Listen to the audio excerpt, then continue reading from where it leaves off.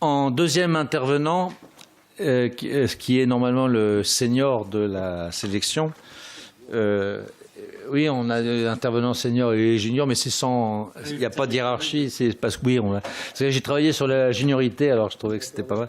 Et donc, nous avons la chance d'accueillir Nicolas Adel, qui est maître de conférence à l'université de Toulouse Jean Jaurès, et qui est également. Alors, je ne connais pas votre laboratoire, si. C'est un laboratoire pluridisciplinaire qui s'appelle le LIST, et dedans l'équipe du Centre d'anthropologie sociale, qui était avant un laboratoire absorbé par un plus gros, quoi. Et vous êtes directeur de la revue Ethnologie française, qui est très connue, donc on ne la présentera pas. Donc c'est un honneur. Vous êtes spécialisé, enfin une partie, à un moment de votre vie, sur l'ethnographie, donc l'ethnologie des compagnons du Tour de France, du Devoir, je ne sais pas trop, c'est compliqué. Du Tour de France, c'est le plus générique. Le plus générique. Et vous allez nous parler aujourd'hui de leur relation, enfin de leur comment on peut oui, c'est pas facile à trouver comme terme, dans la vie moderne, de leur ouais, de leur rapport. En fait, je vais quand même m'accrocher au thème général du séminaire sur la question de l'exceptionnalité, donc c'est de ça qu'on va parler. Je vous laisse la parole en vous remerciant. Merci d'abord beaucoup, Pierre, pour cette invitation. En fait, ça m'a fait très plaisir parce que j'avais passé quand même 10 ans d'une ancienne vie dans un petit village pas très loin de Haguenau, donc évidemment quasiment une espèce de retour, donc ça me fait plaisir. Et puis ça me fait toujours un peu plaisir de parler du compagnonnage. Alors j'ai essayé de faire le bon élève et de répondre un peu à la commande et de rentrer dans le cadre du thème du séminaire sur les êtres d'exception.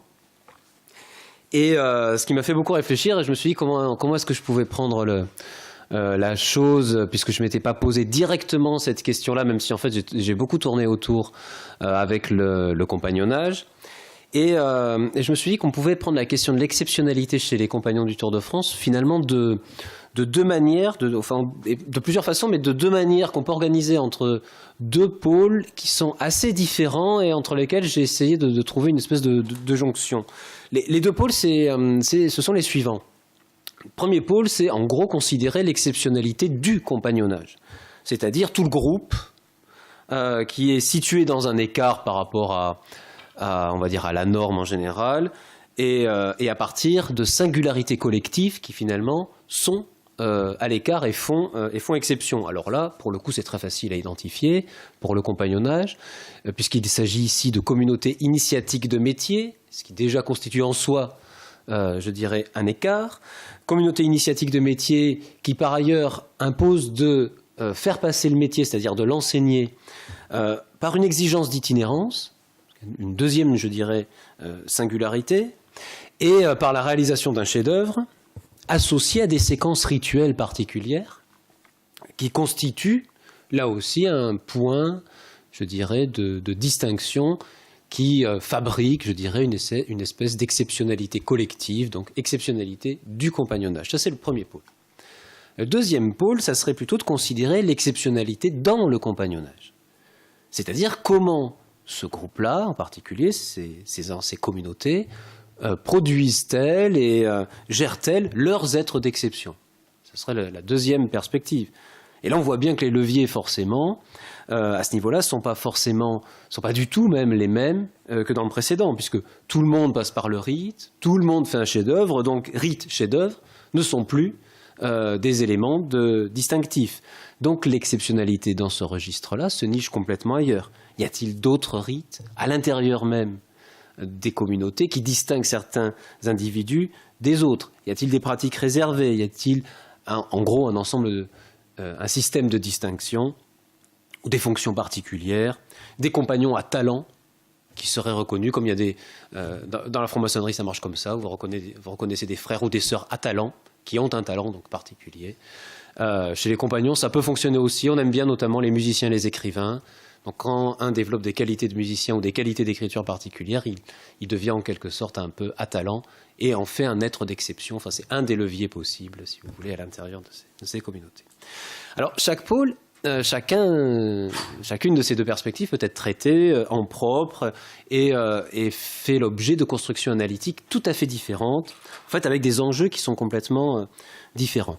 Et longtemps, dans les travaux que j'ai faits sur le compagnonnage, je me suis plutôt situé, je dirais, dans l'horizon du premier pôle, avec l'autre qui était au second plan, qui est présent, mais plutôt quand même au second plan.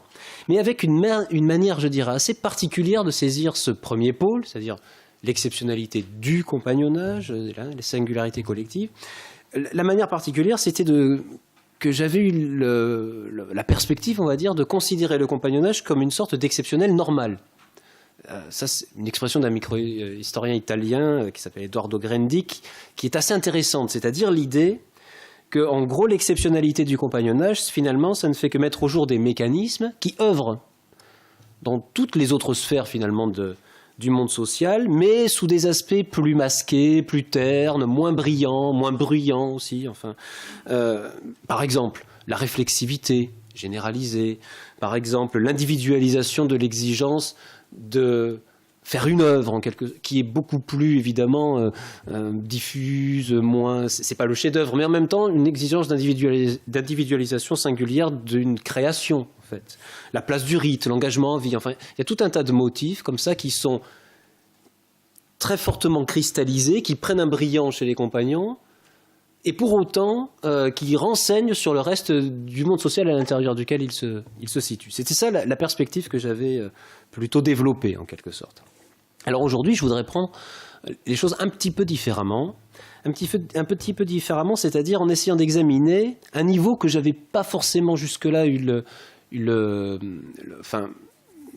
l'intuition de saisir, c'est-à-dire un niveau où les deux pôles se rejoignent en quelque sorte, c'est-à-dire examiner un moment où le ressort de l'exceptionnalité fait à la fois l'objet d'une lecture externe, c'est-à-dire exceptionnalité du compagnonnage, pour le coup, et en même temps d'une lecture interne, exceptionnalité dans le compagnonnage.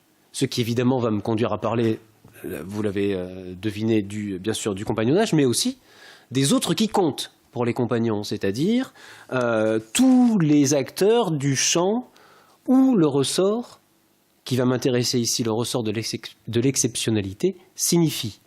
Ces autres qui comptent, ça va être notamment, je vais identifier deux catégories pour simplifier un petit peu, mais deux catégories importantes qui sont les meilleurs ouvriers de France d'une part, c'est pas les compagnons, c'est encore autre chose, et les maîtres d'art d'autre part, c'est encore une autre catégorie. Évidemment, ce qui va occuper l'essentiel du propos, c'est le compagnonnage, puisque c'est de là que je tire les fils de la démonstration, et les autres seront là en contraste, en quelque sorte. Alors évidemment, une fois que j'ai dit ça, vous avez forcément deviné le ressort de l'exceptionnalité que je vais essayer de travailler ici. Il s'agit d'une valeur, il s'agit de l'excellence ouvrière. Une valeur dont le noyau est très historique. L'excellence, ça apparaît, on va le voir, dans des conditions très spécifiques. Et très rapidement, ce qui va la caractériser, c'est sa disparition. C'est-à-dire, on n'a jamais été autant été avec l'excellence dans le régime d'une valeur qui est immédiatement en train d'être menacée de disparition au moment même où elle apparaît, en quelque sorte. Et c'est un peu cette caractéristique-là qui en fait aussi le succès. C'est parce qu'elle est tout le temps en train d'être menacée qu'elle a beaucoup de succès, cette valeur d'excellence. Alors justement, voyons un peu comment elle apparaît, comment ça fonctionne dans le régime, on va dire, artisanal, puis ensuite progressivement compagnonique, et puis comment est-ce que ça s'est activé, en quelque sorte, avec des cas un petit peu ethnographiques. Mais d'abord le commencement. Il y a un commencement finalement à cette idée d'excellence ouvrière qu'on imagine aujourd'hui comme une qualité éternelle en fait, désignant l'élite artisanale, quelle que soit l'époque ou même la culture à l'intérieur de laquelle cette élite se situerait. Et en vérité, à peu près dans toutes les périodes et je crois dans beaucoup de cultures, une notion même telle que l'élite artisanale ou l'excellence ouvrière n'existe pas. En tout cas en Europe, l'ordre artisan, longtemps, ne s'est pas du tout fondé sur des différences de degré de maîtrise de compétences. ou de savoir technique. Pas du tout. Il s'agissait plutôt, pendant très longtemps, jusqu'au début du XIXe siècle, plutôt d'une logique des positions, à faible porosité mutuelle. Position entre l'apprenti, le compagnon, ce qu'on appelait à l'époque le compagnon, mais qui n'a rien à voir avec le compagnon dont je vais vous parler aujourd'hui, et le maître, et mieux encore, porosité encore plus faible entre des spécialisations, l'artisan du bois, l'artisan du fer, l'artisan du textile, du cuir, etc., etc., etc. Donc, logique des positions qui prévalait largement, enfin, qui occupait la totalité du terrain pour organiser l'ordre artisan, si vous voulez, par rapport à un principe des dispositions, si vous voulez, plus ou moins acquises, plus ou moins maîtrisées. Ça, c'est ce qu'on connaît aujourd'hui. Cette idée des qualités, en quelque sorte, intrinsèques, c'est ça sur quoi repose l'excellence ouvrière, qui se développerait à la faveur de conditions d'apprentissage spécifiques et qui servirait donc à déterminer un petit peu cet ordre d'excellence des ouvriers, selon que, en quelque sorte, leurs ouvrages approchent de près ou de loin et de plus en plus près, si possible, de la perfection imaginée. Cette idée des qualités intrinsèques n'existe pas, en fait, n'appartient pas aux représentations anciennes, médiévales et même très largement modernes, du travail artisanal. Alors, ça ne veut pas dire pour autant que jusqu'à une période très récente, on n'a pas su distinguer entre des œuvres de bonne et de mauvaise qualité, bien évidemment. Hein. Je dis surtout pas ça. Mais ces différences-là, la bonne et la mauvaise qualité, si vous voulez, elles étaient plutôt, en quelque sorte, contenues dans les objets, et elles n'étaient pas le signe transparent des valeurs individuelles des travailleurs. C'est ça l'importance. Elles étaient encore donc moins le support à une hiérarchie interne entre ces travailleurs, et au sommet de laquelle se situerait l'ouvrier excellent. L'écart des qualités, d'une certaine façon, plus ou moins beau, plus ou moins réussi, plus ou moins conforme à la commande, enfin, etc., cet écart des qualités était en fait davantage corrélé à des conditions extérieures de réalisation. C'était pas je suis un bon ouvrier, c'était les conditions me permettent de faire un travail de bonne qualité. L'excellence ne relevait pas donc, si vous voulez, de l'individu, mais plutôt de la situation dans laquelle il avait eu, justement, à travailler. Ça, c'est le raisonnement qu'on a jusqu'au début du XIXe siècle, si vous voulez, et qu'on a depuis très longtemps, et au moins depuis Xénophon, pour les sociétés européennes. On est au IVe siècle avant Jésus-Christ, et là, vous avez en gros quelqu'un qui est plutôt connu comme étant un historien des guerres du Péloponnèse, enfin bon, bref, peu importe, et qui a eu un développement quand même, une analyse, on va dire, socio-économique d'un certain nombre de situations dans des cités grecques, et qui a une analyse sur la question du travail en particulier, et du travail ouvrier notamment. Et il réfléchit à la différence, en quelque sorte, entre ce qu'il considère comme étant de belles œuvres, du bon travail, et puis des choses qui sont de plus mauvaise qualité. Et puis, il explique la chose suivante. Mais en fait, les raisons qui expliquent la différence de niveau ou de qualité sont les suivantes. Il dit, dans certains cas, l'ouvrier se trouve dans une situation de ce que Xénophon appelle un marché faible. C'est-à-dire, on est dans un village, par exemple, où l'artisan est contraint à se diversifier ou à diversifier la palette de ses activités, tout simplement pour multiplier sa clientèle et donc pour pouvoir vivre. C'est le même individu, en gros, qui fait les lits, les portes, qui répare les routes, qui fait les toits, enfin, etc., etc., etc. Inversement, dit Xénophon, dans une situation à marché plus fourni, dans une grande ville, une cité, cette situation-là permet la spécialisation de l'activité, et parfois même à l'intérieur de cette activité, des sous-spécialisations, qui font que d'une certaine façon, les productions qui en ressortent sont infiniment supérieures, bien évidemment, dit Xénophon, à celles de l'artisan, obligé de toucher à tous les domaines. Derrière ça, il y a quoi? Il y a l'idée, en quelque sorte, que chacun dispose d'une quantité finie d'investissement au travail, d'application, de maîtrise intellectuelle, de sens pratique, et qu'en quelque sorte, c'est seul le repli sur un nombre de plus en plus restreint d'activités ou de tâches qui peut, arithmétiquement, si vous voulez, accroître la qualité des objets qui proviennent de ces tâches, puisqu'on a tous un nombre fini de dispositions. Donc, voilà le raisonnement, si vous voulez, de Xénophon. Alors évidemment, ce type de raisonnement va fonder largement les représentations du monde du travail et les appréciations concernant les travailleurs, vraiment jusqu'au XIXe siècle. C'est le moment là où une rupture va se mettre en place, très importante, rupture profonde dans le procès de travail lui-même. C'est la distinction qu'on va commencer de faire entre les ouvriers qualifiés et les ouvriers non qualifiés. Rupture très importante. Alors, je ne refais pas tout le processus, mais Marx a très, très bien identifié dans le Capital. Pour lui, c'est vraiment la rupture, elle est là. Hein. C'est ouvrier qualifié, ouvrier non qualifié. Là, c'est le démarrage de quelque chose de tout à fait essentiel qui va accélérer le processus même du capitalisme, etc. Rupture qui est associée, donc ouvrier qualifié, ouvrier non qualifié, au développement concomitant pour plusieurs choses, en fait, mais notamment développement du goût pour les expositions techniques. Au XIXe siècle aussi, qu'on va commencer de faire, et notamment dans la deuxième moitié du XIXe siècle ensuite, des expositions techniques, alors depuis l'exposition provinciale, hein, de savoir-faire de métier, jusqu'à l'exposition universelle, bien sûr, hein, telle qu'on les connaît encore aujourd'hui.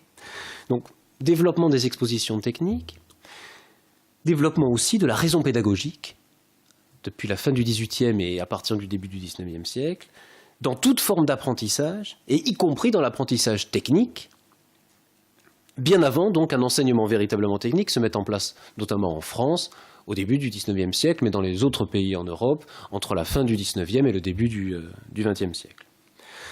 L'ensemble de ces facteurs, si vous voulez, donc développement du goût pour les expositions techniques, développement de la raison pédagogique dans toute forme d'apprentissage et séparation, distinction entre ouvriers qualifiés et ouvriers non qualifiés, l'ensemble de ces facteurs va donner naissance à plusieurs phénomènes, en quelque sorte, qui, combinés, vont produire ce qu'on connaît aujourd'hui comme l'excellence ouvrière.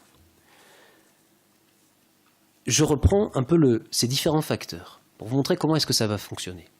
Le partage, par exemple, entre ouvriers qualifiés et ouvriers non qualifiés. Ça va introduire plusieurs choses, mais ça va introduire d'abord une inégalité de disposition quand les hiérarchies précédentes n'engageaient que des rapports de position, si vous voulez, ou des situations différentes à l'intérieur desquelles on avait les mêmes individus qui déployaient la totalité de leur virtualité, si vous voulez. C'est ça la différence. Désormais, ce qu'on a, c'est un nombre de plus en plus restreint d'individus, les qualifiés, qui vont être considérés comme possédant un nombre de plus en plus élevé de dispositions. Et là, on va assister à un phénomène très très important. Ce phénomène-là, c'est la disparition, en quelque sorte, de la très très grande majorité des travailleurs, de la carte mentale de la plupart des gens, au sein de laquelle on distribuait l'expertise artisanale et la haute technicité. La plupart des travailleurs disparaissent de cette carte mentale, il ne reste plus un tout petit nombre, l'élite, désormais l'élite artisanale, qui possède l'essentiel de l'expertise artisanale et de la haute technicité. Ça, c'est la condition d'apparition d'une élite et d'une élite ouvrière, en l'occurrence. Alors, pour que cette élite, parce que le raisonnement n'est pas encore tout à fait terminé, ou pas totalement abouti, pour que cette élite soit dotée par la société d'une forme de capital symbolique et technique singulier, ce en quoi consiste exactement l'excellence, pour que cette élite soit dotée donc de ce type de capital, il faudra en quelque sorte que ce capital, cette distribution des compétences et des dispositions n'apparaisse pas comme le fait d'un partage a priori entre deux groupes d'individus. En gros, ceux qui sont dotés et ceux qui n'en sont pas. Il ne faut pas que cette logique des dispositions ne soit comme une logique des positions masquée, si vous voulez. C'est pas, il y a ceux qui ont de la haute technique naturellement et ceux qui n'en auraient pas naturellement aussi. Hein. Pas une logique des positions masquées. Il faut que ça apparaisse, cette inégalité en quelque sorte, il faut que ça apparaisse comme le processus, ou comme plutôt le résultat d'un processus d'acquisition et de distinction, d'où progressivement, l'excellence, ça va très bien avec le sens du progrès quand même du XIXe siècle, hein, où progressivement, si vous voulez, un petit nombre se détache à la faveur de qualités individuelles, qui sont travaillées, qui sont transformées, qui sont acquises également. Alors, admettre ce principe, si vous voulez, cette acquisition, admettre ce principe, ça reposait sur une conscience qui était assez admise, en gros, et assez largement partagée depuis la fin du XVIIIe siècle, qui est le principe de la perfectibilité comme moteur, en quelque sorte général, de la croissance des individus. Tous les individus, ici humains, non humains, sont doués, sont capables de se perfectionner en permanence, avec quand même parmi les différentes espèces, l'espèce humaine, qui a plus de possibilités que les autres dans ce registre. Elle est plus capable de se perfectionner que les autres. Ça, c'était la position, disons, à la fin du XVIIIe et encore largement au XIXe siècle. Et la capacité aussi à activer, pour chacun, par sa volonté et ses capacités propres, ses capacités, ce perfectionnement possible. Pour que l'excellence advienne, il fallait donc, en gros, que l'idée du mérite individuel soit déjà un peu là au XIXe siècle et s'enracine. Et puis, une fois que l'excellence est advenue, il faut la rendre visible. Parce que l'excellence, ça n'a d'intérêt que si c'est visible, évidemment. Donc il faut la rendre visible pour qu'elle soit appréciée, pour qu'elle soit évaluée, pour qu'elle soit élevée aussi au rang de valeur générale et d'absolu. Si bien qu'au bout d'un moment, on ne peut plus reconnaître son caractère historique et qu'on la naturalise immédiatement. Pour ça, il y a évidemment un outil formidable, ce sont les expositions techniques et les expositions universelles. Les expositions universelles, elles ont beaucoup de succès, c'est vrai, mais je crois que les plus efficaces dans ce registre d'absolutisation de l'excellence comme valeur, ce sont les expositions techniques de petite envergure, en fait. Ce sont celles-là où se fabrique véritablement, où se montre à énormément de personnes, finalement, ce mérite personnel, artisan, cette excellence ouvrière, cette chevalerie du travail, on va en reparler, avec des organisations très concrètes de remise de prix, des cérémonies, des démonstrations de savoir-faire, des dioramas de pédagogie technique vivante, enfin, vous avez, etc. Vous avez tout un tas de choses qui se mettent en place pour mettre en valeur et pour rendre visible cette excellence ouvrière inventée entre la fin du XVIIIe et le début du XIXe siècle. Cette visibilité, c'est ça qui va être aussi très intéressant, elle va être immédiatement associée à un indice de fragilité et de rareté qui va augmenter et qui va même peut-être créer en très grande partie la valeur de l'excellence. Parce que ce n'est pas seulement que le nombre d'individus à même de s'investir et d'incarner cette excellence ouvrière était étroit ou était restreint, c'est aussi que les conditions du travail contemporain, l'industrialisation, la mécanisation, menaçaient en permanence ces ouvriers d'exception. C'est ça l'idée. C'est-à-dire qu'à la fois, l'excellence ouvrière, une fois qu'elle est repérée, mise en visibilité, immédiatement on la comprend comme menacée parce que le procès de travail, mécanisé, industrialisé, automatisé bientôt, va menacer l'existence même et la raison même d'être de ce type d'ouvriers dont l'excellence était évaluée à partir de leur capacité à travailler avec leurs mains de façon artisanale, enfin, etc., etc. Donc ces ouvriers d'exception vont avoir un coefficient de plus en plus élevé de péremption rapide, si vous voulez, à la fin du XIXe siècle, si on est selon la raison stricte de l'utilité pratique. Voilà un petit peu, si vous voulez, le phénomène tel qu'il se met en place. Ça, c'est à mon sens la dynamique un peu générale, pour vous poser le tableau global de l'apparition de cette valeur. La dynamique générale, évidemment, cette dynamique générale, elle recouvre une réalité très plurielle. Réalité plurielle, ça veut dire quoi? Ça veut dire des façons distinctes, tout simplement, très différentes, d'être excellent en tant qu'artisan, en tant qu'ouvrier. Parmi ces façons distinctes, j'en ai repéré 3, dont une va me servir évidemment de levier, c'est celle dont je vais vous parler principalement. Une manière d'être excellent dans le monde ouvrier, ça a été la façon compagnonique de l'être. Les deux autres étant la façon meilleur ouvrier de France et enfin la façon maître d'art, dans cet ordre, parce que ce sont les ordres d'apparition, si vous voulez, de ces différents groupements. Et là aussi, la chronologie est tout de même tout à fait importante. Alors, le compagnonnage d'abord. Le compagnonnage, vous allez voir, l'idée c'est que chaque type d'excellence manifesté par chacun de ces groupes a un goût particulier. L'excellence chez les compagnons, vous verrez, c'est une excellence éthique. D'abord. Ces compagnons, vous les avez par exemple là. Là, on est à Toulouse, évidemment. Devant la mairie, place du Capitole, vous avez un groupe de compagnons menuisiers qui font leur fête patronale. C'est la Sainte-Anne, hein, la fête des menuisiers. Et donc on est fin juillet, place du Capitole, il fait beau, ils sont contents, ils sont habillés en compagnons, c'est-à-dire ils ont leur canne, que vous voyez, et leur couleur qu'ils arborent à la boutonnière à gauche. Selon la couleur, vous avez affaire à différents statuts à l'intérieur du compagnonnage. Je ne rentre pas dans les détails, on pourra le faire si vous voulez plus tard.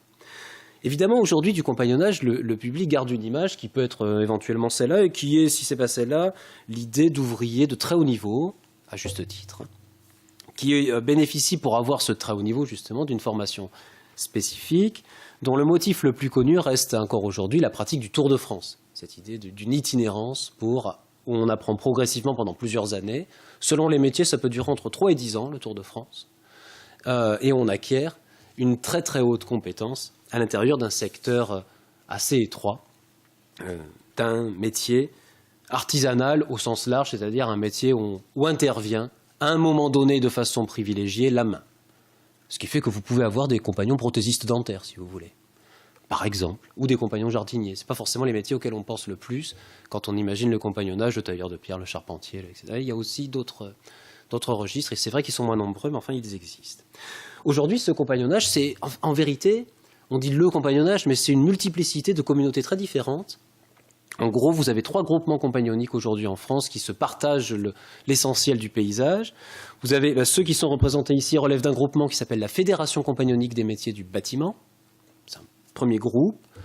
On a quelques milliers de compagnons, peut-être 4 à 5 000 aujourd'hui dans ce groupe-là. Le plus important quantitativement groupement de compagnons est celui qu'on appelle aujourd'hui l'association ouvrière des compagnons du Tour de France.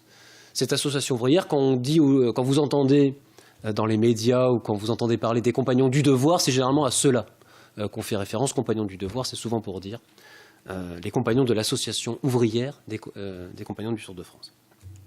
Là, c'est entre 10 et 15 000 compagnons, par exemple. Et puis, vous avez un dernier groupement important qui s'appelle l'Union compagnonnique des devoirs unis, qui, lui, regroupe un tout petit millier de compagnons, mais par contre, plus de 130 métiers représentés par ce tout petit millier de compagnons, quand les autres en possèdent entre 10 et 20, selon qu'on est à l'association ou à la fédération. Vous voyez, donc des fonctionnements qui sont aussi assez différents. Et puis, à côté de ces groupements importants, alors importants à leur niveau, hein, on trouve des associations beaucoup plus modestes, souvent centrées sur un seul corps de métier. Vous avez des cordonniers indépendants, des boulangers libérés, etc., des tailleurs de pierre, enfin bref, qui forment une espèce des constellations qui gravitent autour des 3 autres groupements et qui revendiquent des propriétés, en particulier initiatiques, mais pas seulement, singulières. Alors, ce paysage, un petit peu, cette vision contemporaine de ces hommes de métier singuliers que l'on connaît comme donc, compagnons du Tour de France, c'est l'appellation la plus générique, est assez éloigné, en vérité, des formes et des enjeux du compagnonnage tels qu'ils se sont mis en place au tout début du XIXe siècle et qui contenaient encore l'héritage des anciens usages compagnonniques qui avaient cours depuis le XVIe siècle. Et là, je crois qu'on ne peut rien comprendre à ces affaires d'excellence et de compagnonnage si on ne fait pas cette histoire. Vous allez voir tout de suite pourquoi. C'était quoi le compagnonnage au départ, pour comprendre ce qu'il est aujourd'hui? Le compagnonnage au départ, donc je parle du XVIe jusqu'au milieu du XIXe siècle, c'était pas du tout une institution, mais alors pas du tout une institution, qui menait de jeunes ouvriers vers l'excellence technique, justement, ni même vers le métier, en quelque sorte, et à laquelle on restait attaché à vie. Le compagnonnage, très longtemps, c'était un moment singulier dans la vie d'un artisan, un moment un peu coutumier dans lequel il était invité à faire sa jeunesse, comme on disait, à détourner les règles, à faire des niches aux anciens et aux patrons, à parodier des rituels, le baptême en particulier. C'était une période un peu festive, si vous voulez, un peu une sorte de carnaval déployé sur plusieurs années, où les jeunes artisans s'amusaient, jouaient avec les anciens, jouaient avec les règles d'une façon plus générale, et en même temps, ces règles et ces principes de vie étaient acquis dans le fait même de les détourner, si vous voulez. C'était parce qu'on apprenait à détourner les règles qu'en même temps, on apprenait ce qu'étaient vraiment les règles et les coutumes, enfin, et les pratiques, etc. Donc il y avait cet apprentissage un petit peu paradoxal, si vous voulez. D'excellence, technique autant qu'autre d'ailleurs, il n'était absolument pas question. Et d'apprentissage du métier, encore moins. Ce n'était pas du tout l'objectif. L'objectif du compagnonnage, longtemps, et c'est encore resté, on a des scories de ça encore aujourd'hui, c'était de faire passer à l'âge d'homme. C'est ça la fonction du compagnonnage très longtemps. Et surtout, il ne contribuait pas du tout à former, encore une fois, au travail et par le travail. Les transformations qui vont produire le compagnonnage contemporain ont lieu autour, en gros, vraiment pour simplifier, autour de la Révolution française, qui va imposer, vous le savez ou vous ne le savez pas d'ailleurs, la fin des corporations, interdiction des corporations qui sont supprimées. Au moment de la Révolution française, on interdit les corporations et on va aussi renforcer la police des mœurs, en quelque sorte. On va interdire les débordements auxquels les compagnons étaient habitués, dont ils étaient coutumiers depuis plusieurs siècles, en vérité. Donc on va les contrôler de plus en plus, on va contrôler ces façons coutumières, d'une manière générale de faire la jeunesse d'ailleurs. On interdit les charivaris, enfin bon bref, etc., etc. Et tout ça, ça va bouleverser profondément le compagnonnage et ça va le contraindre à se redéfinir. Se redéfinir tout en conservant le plus possible les bases qui étaient les siennes. Il va toujours être question de faire passer de jeunes artisans à l'âge d'homme. Ça va rester le socle, en quelque sorte. Mais il va s'agir désormais de former des adultes d'une trempe particulière. C'est plus seulement former des adultes, c'est former des adultes d'une trempe particulière. Une trempe particulière venue d'un autre temps. C'est ainsi que dans la première moitié du XIXe siècle, si vous voulez, on va fixer l'essentiel des règles, des devoirs et des principes qui structurent encore aujourd'hui le compagnonnage. On invente au XIXe siècle, au début du XIXe siècle, chez les compagnons, toutes les règles de vie en communauté, qui sont copiées à plusieurs origines, si vous voulez. Un peu la franc-maçonnerie, un peu les ordres monastiques, un peu l'armée, enfin, etc., etc., etc., etc. Donc, règles de vie en communauté qui se mettent en place à ce moment-là. Principe de conduite vis-à-vis des autres qui comptent. On commence à mettre en place le fait que le compagnon doit se comporter de telle manière vis-à-vis de son patron, vis-à-vis de sa logeuse, vis-à-vis de sa femme, vis-à-vis de... etc., etc., etc., etc. Police aussi, mise en place de la police de la présentation de soi. Au début du XIXe siècle, on met en place le costume, ou tous les éléments du costume qui vont compter pour les compagnons. Le port réglé des attributs symboliques. La couleur, que vous voyez là, la canne, également du compagnon, comportés de façon un peu aléatoire jusque-là et plutôt pour rigoler, et qui deviennent des éléments extrêmement sérieux à partir du début du XIXe siècle. Et police également dans la présentation et dans les formes d'adresse à ses propres frères en compagnonnage, les façons de se tenir, mais jusqu'aux façons de se tenir à table et de se tenir dans les assemblées, etc., etc., etc. On va construire très consciemment, concrètement ça veut dire quoi? On construit très consciemment à ce moment-là des vies exceptionnelles. Des vies exceptionnelles qui sont exceptionnelles. Pour quelle raison? C'est parce qu'elles vont mêler, en quelque sorte, ces vies de compagnons, des formules d'existence. Je reprends l'expression à Balzac. Des formules d'existence, Balzac en identifie 3, et c'est exactement les 3 que les compagnons vont reprendre et vont essayer d'entremêler, alors que Balzac dit qu'elles sont absolument incompatibles les unes avec les autres, et les compagnons essayent de les faire tenir ensemble. Ces formules, ce sont d'une part la vie occupée. Formule d'existence, vie occupée, dit Balzac. La vie occupée, c'est la formule d'existence de l'ouvrier, par définition. Ça, les compagnons sont tenus de faire ça. Deuxième formule d'existence, la vie d'artiste. C'est-à-dire, pour Balzac, la vie de ceux qui font des œuvres. En l'occurrence, pour les compagnons, de ceux qui font des chefs-d'œuvre. Premier élément de suture. J'ai une vie occupée, mais une vie occupée pour produire des œuvres, et en particulier des chefs-d'œuvre, comme les compagnons vont s'appliquer donc à en faire. Et enfin, troisième formule d'existence, relevée par Balzac, c'est la plus intéressante, c'est la vie élégante. Il formule ça dans ces 3 formules-là, il formule ça dans un traité qui s'appelle Traité de la vie élégante. Et donc, pour lui, le plus important, c'est la vie élégante. La vie élégante, c'est quoi? C'est la vie dans laquelle est recherchée, en quelque sorte, la perfection de la vie extérieure et matérielle. Alors, pourquoi c'est le plus important?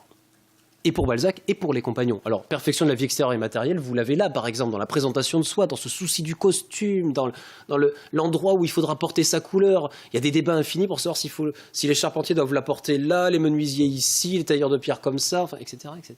Donc, traiter de la vie élégante, si vous voulez. Pourquoi c'est très important? Parce que dans une société post-révolutionnaire, dans laquelle on se trouve là, où les différences les plus nettes, les plus évidentes entre États, les États ont disparu. Plus de noblesse, plus de clergé, enfin si, il y a un clergé, mais il n'y a plus les États, si vous voulez. Dans une société donc post-révolutionnaire, où ces différences très nettes ont disparu, il va se développer, ça c'est un phénomène intéressant qu'on ne souligne pas assez, il va se développer une sorte d'intolérance aux ressemblances. On n'a plus les grandes différences à quoi s'appuyer, mais on veut de la différence. Et donc on va la fabriquer, mais de façon beaucoup plus ordinaire, beaucoup plus fine et beaucoup plus diffuse qu'auparavant, puisqu'on ne peut plus s'appuyer sur la logique des États. Donc cette intolérance aux ressemblances, en quelque sorte, ça va pousser les individus, et les compagnons en particulier vont manifester ce mouvement à un niveau très très important, donc exceptionnel normal, hein, si vous voulez. Ça va les pousser les individus à multiplier les petites différences, des nuances dans des façons de faire, dans des façons de se vêtir, par exemple, dans des façons de parler. Ils vont avoir un goût important pour les jeux de mots, par exemple, chez les compagnons. Inventer c'est pas tout à fait une nouvelle langue, mais c'est des déplacements du langage, des mots qui veulent dire chez eux pas tout à fait la même chose que dans le langage ordinaire, si vous voulez. Le devoir, par exemple, pour un compagnon, ça a une signification énorme par rapport à ce que ça peut avoir pour nous. C'est à la fois le livre des règlements, c'est en même temps le code de conduite, mais c'est en même temps l'honneur, enfin, etc., etc. Cette polysémie d'un certain nombre de termes est important. Vous avez par exemple un autre terme qui va être important chez les compagnons, c'est le terme Orient, l'Orient. L'Orient, c'est une notion, c'est pas seulement la direction, si vous voulez. C'est une notion qui signifie, en particulier chez les charpentiers, mais pas seulement, dans les métiers du bois et chez les tailleurs de pierre, c'est une notion qui dit que, finalement, pour acquérir un métier, il faut à la fois de la technique, il faut du savoir très, très concret, de la géométrie, ce qu'ils appellent du trait, et il faut aussi une espèce de sens pratique. Un petit peu le fait que la science, ça ne marche pas à tous les coups. Il faut aussi faut avoir la capacité à se sortir d'une vraie situation, en vérité, sur un chantier, à s'orienter. Voilà. L'Orient, ça signifie tout ça. C'est cette capacité. Le terme, il n'y a pas d'équivalent véritablement. Le terme le plus proche de ça, c'est celui que Vernant et Détienne avaient repéré chez les Grecs. C'est la métisse. Vraiment, c'est la ruse de l'intelligence. L'Orient, chez les compagnons, c'est vraiment ça. Donc, fabriquer, donc, vous voyez, vie élégante, vie occupée, vie artiste, les compagnons essaient de mélanger tout ça pour fabriquer des vies exceptionnelles. Et c'est seulement dans cette perspective-là, si vous voulez, dans cette idée, en quelque sorte, où ces nuances vont vite devenir des degrés sur une échelle des manières, hein, en quelque sorte, et on va pouvoir apprécier chez les compagnons la perfection dans la conduite de la vie. Chaque compagnon va avoir une possibilité, avec ce canevas qui se déroule devant eux, et que va sanctionner ou que va jalonner les rites d'initiation, hein, le système des rites d'initiation, va pouvoir sanctionner le fait qu'on avance bien sur le chemin du perfectionnement de sa vie et de sa personne, en quelque sorte. C'est ça la formule compagnonique. C'est dans cette perspective qu'on comprend vraiment bien tout à fait la réécriture générale des règlements compagnoniques internes.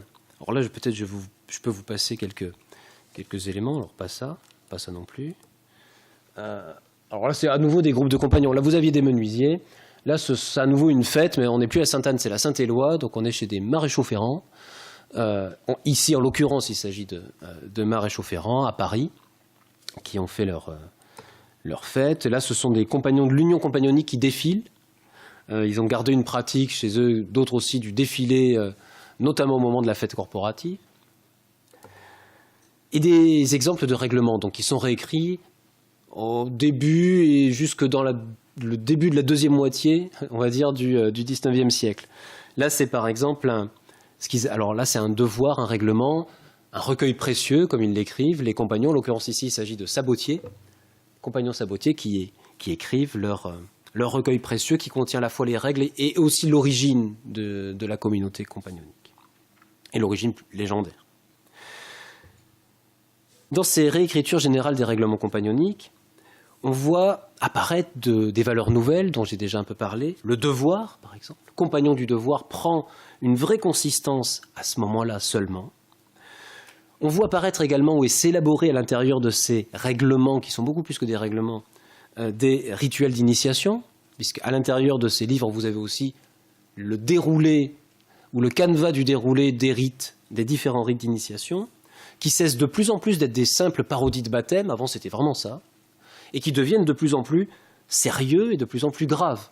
Les compagnons, en fait, la transformation, pour dire les choses simplement, c'est qu'ils se prennent au sérieux à partir du XIXe siècle. Tout un tas de pratiques qui étaient simplement des détournements de règles générales ou d'usages généraux deviennent des choses éminemment sérieuses et éminemment considérées comme spécifiques. En quelque sorte, ce retravail des règlements, ce travail aussi sur les rites d'initiation, ça va être un instrument privilégié. Ils vont être un instrument privilégié pour produire ce à quoi les compagnons veulent ressembler ou veulent être, c'est-à-dire des chevaliers du travail. Et l'expression se développe au même moment. Les compagnons, dans leur idée de combiner vie occupée, vie artiste et vie élégante et d'avoir des vies exceptionnelles, tout ça, c'est pour être la nouvelle chevalerie, en quelque sorte, du travail. L'expression apparaît à ce moment-là. C'est l'excellence éthique de l'ouvrier, véritablement, qui est importante. Et ça signale en même temps l'exceptionnalité de l'autre temps qui a disparu. Les compagnons, comme derniers chevaliers, en quelque sorte, s'inventent exactement à ce moment-là, au moment même, justement, où le XIXe siècle connaît un regain d'intérêt pour le Moyen-Âge, pour les bâtisseurs de cathédrales, etc., etc., etc. Exactement à ce moment-là, les compagnons s'inventent comme chevaliers et inventent leur propre légende, et leur propre légende médiévale, inventent leur fondateur. Ils inventent leur fondateur. Alors là, vous avez encore des règlements, pardon. C'était avant, un règlement de boulanger. Et là, un règlement de couvreur. Vous voyez, de ce type de diplôme. Alors, des fois, ce sont des livres, des fois, ce sont vraiment de grandes affiches ou des diplômes comme ça qui résument l'essentiel des règles. L'iconographie des pères fondateurs qui se met en place au début du XIXe siècle en même temps. Vous voyez, on est complètement sur la croisade, le temple. Enfin, c'est vraiment ce registre-là qui est mobilisé. Vous avez ici celui que les compagnons appellent Maître Jacques, qui est censé être le légendaire fondateur des compagnons du devoir, pour un certain devoir, en particulier la taille de pierre, c'était censé être un architecte, etc. Alors, il est médiéval et en même temps, de temps en temps, on le fait remonter au temple de Salomon. Enfin bon, c'est le Moyen-Âge large. Le père Soubise à côté, celui-là, c'est le fondateur c'est censé être le père fondateur des charpentiers, des couvreurs. Alors lui aussi, plutôt d'époque de la première croisade, l'ordre des Templiers, etc., etc. Mais ça peut lui arriver de se balader aussi sur les plans aux côtés de l'architecte du temple de Salomon, Hiram. Donc le légendaire, en tout cas, peu importe ça, c'est un légendaire, donc peu importe qu'il respecte une chronologie ou pas, ça n'a aucune importance. Ce légendaire se met en place à ce moment-là. Dans cette construction globale, chevalerie du travail, dans cette reconstruction du compagnonnage, ce qui va être l'élément fondamental, c'est l'initiation. L'initiation, c'est l'outil, le levier le plus important pour fabriquer une vie exceptionnelle. Et c'est l'excellence éthique qui va être l'objet de cette initiation. Parce qu'une excellence éthique, ça ne s'enseigne pas. En tout cas pour les compagnons. Ça ne peut faire que l'objet d'une révélation dans un moment particulier. Et le métier, là encore une fois, ne va pas être le levier d'un apprentissage transparent, d'un comportement excellent. Ce n'est pas à partir du métier qu'on va évaluer l'excellence du comportement d'un ouvrier à ce moment-là chez les compagnons. C'est que le cadre, obligatoire un peu, où le chevalier du travail va devoir, à un moment donné, vivre sa vie, d'une certaine façon. C'est ça le métier, encore à ce moment-là. C'est un cadre obligatoire. Et à cette époque, j'en veux pour preuve, si vous voulez, que la plupart des compagnons, la plupart des corps de métier chez les compagnons n'exigent pas encore le chef-d'œuvre à la fin du parcours. On veut simplement évaluer un peu la compétence technique de l'ouvrier qui va rentrer dans la formule compagnonique. On regarde si c'est à peu près bien travaillé, on lui fait faire quelques petits exercices, on regarde que c'est à peu près bien fait, mais il n'y a pas l'exigence considérable aujourd'hui qu'on connaît du chef-d'œuvre, qui n'apparaîtra véritablement que dans la deuxième moitié du XIXe siècle. Avant, quelques corps de métier le mettent en place, mais ils sont assez exceptionnels, et à l'intérieur, ce sont aussi des compagnons exceptionnels qui s'y appliquent. Certains disent moi les exercices qu'on me donne c'est trop facile, je vais faire un peu plus, quoi. Voilà. C'est plutôt ce registre-là au début. Et puis ensuite ça va devenir quelque chose de tout à fait obligatoire. Généralement se contenter de ces vérifications, si vous voulez, de compétences. Parce que l'inculcation des principes éthiques d'excellence se fait par le ressort initiatique. On montre le devoir. Les livres ou les règlements que je vous ai exposés sont un outil de l'initiation. C'est-à-dire au moment du rituel, on les expose, on fait une espèce d'apparition, on organise une apparition du devoir, c'est non pas l'apparition d'un personnage ou d'une icône, ni même d'un père fondateur, hein. On fait apparaître le livre, ou l'affiche, si vous voulez, qui est censé, en quelque sorte, du fait même de cette apparition, de sa proximité avec le récipiendaire, lui communiquer une partie de ce qu'il est censé représenter, l'honneur, l'éthique, etc., etc. Ça, c'est le premier élément de transmission, si on veut, de l'excellence éthique. Le deuxième, qui va se développer beaucoup au XIXe siècle et qui reste encore aujourd'hui important, c'est l'édification narrative. C'est-à-dire des compagnons qui vont raconter, par leur exemple, comment il faut se comporter en très bon compagnon, comment est-ce qu'on conduit concrètement une vie exceptionnelle. Et il n'y a aucun hasard à ce qu'à ce moment-là, si vous voulez, parallèlement à tous ces développements du rituel d'initiation, des règlements, etc., se mettent en place, enfin plutôt apparaissent, un très grand nombre d'autobiographies de compagnons. Elles ne sont pas toutes publiées, la plupart ne le sont pas d'ailleurs, mais certaines le sont. Une très connue d'un compagnon menuisier qui s'appelait Agricole Perdiguier. Généralement, quand les gens connaissent un compagnon, ils connaissent celui-là, sauf s'ils en ont dans leur famille. C'est celui-là parce qu'il a fait une très grande autobiographie qui, encore aujourd'hui, sert d'édification pour la plupart des compagnons. On continue de célébrer les années de sa naissance, son anniversaire, etc., etc. Mais je crois que, une fois que tout ça s'est mis en place, la plus grande réussite de la formule compagnonique, ça a sans doute été d'articuler dans la deuxième moitié du XIXe siècle ce thème de l'excellence éthique, fabriqué par l'initiation en particulier, et qui a été aiguillonné à la fin du XIXe siècle, je dirais par le sentiment de plus en plus vif de la disparition d'un mode de vie et de manière d'être. En quelque sorte, à la fin au milieu du XIXe siècle, les compagnons s'aperçoivent bien que le chevalier et le bâtisseur de cathédrale, c'est quand même compliqué comme modèle de vie pour le XIXe siècle. Donc, des modes de vie et des manières d'être qui disparaissent et qui disparaissent inexorablement et qui sont difficiles à tenir en quelque sorte.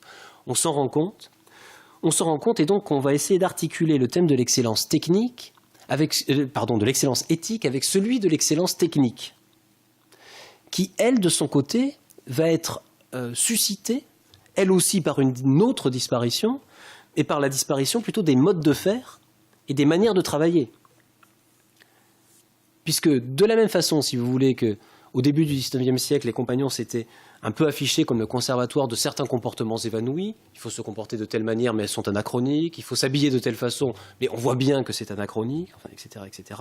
En quelque sorte, dans la deuxième moitié du XIXe siècle, ils vont se présenter comme le conservatoire du travail artisanal, celui précisément qui est menacé par la mécanisation.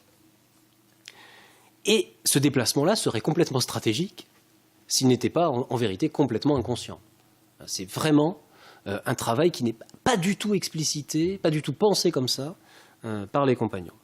Je crois qu'il relève tout simplement, c'est pour ça que le compagnonnage de la vie moderne, il relève tout simplement de la faculté que les compagnons ont depuis la Révolution et jusqu'à aujourd'hui d'adaptation presque immédiate aux transformations imposées par la modernité. Et ça, c'est ce qui caractérise vraiment pour moi le compagnonnage depuis la Révolution. L'excellence éthique avait perdu un peu de son aura, parce que les combats pour l'honneur du métier, il y avait beaucoup de combats pour l'honneur du métier entre compagnons, s'était dégradé en rixe, tout simplement généralisé. Le port de l'habit compagnonique, qu'on ne voit pas ici, qui étaient des grandes redingotes, avec le port du gibus, enfin, une espèce de chapeau haute forme, enfin vraiment il y avait une espèce de distinction presque dandy chez ces travailleurs véritablement encore à la fin du XIXe siècle. Ce port vestimentaire, pour prendre cet exemple-là, avait cessé d'être distingué pour devenir simplement ringard et obsolète. Donc il y avait cette sensation qui passait à côté, qui devenait désuet alors qu'il cherchait à être simplement exceptionnel. Et la conversion partielle vers l'excellence technique va offrir une issue au maintien de l'exceptionnalité compagnonique, si vous voulez. Des cours d'enseignement technique. Alors, comment est-ce qu'on documente ça? Très simplement. Des cours d'enseignement technique sont de plus en plus dispensés par les compagnons à l'intérieur même de leur propre maison.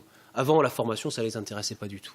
À partir de la deuxième moitié du XIXe siècle, les plus aguerris des compagnons vont commencer à donner des cours aux plus jeunes, à l'intérieur des maisons, et puis se rendant compte qu'ils disposent d'un savoir-faire tout à fait valorisé et ayant une valeur d'échange, on va dire, dans le reste du monde social, ces cours-là, ils vont de plus en plus aller les dispenser à l'extérieur, aux profanes, dans les bourses du travail, par exemple, dès la fin du XIXe siècle.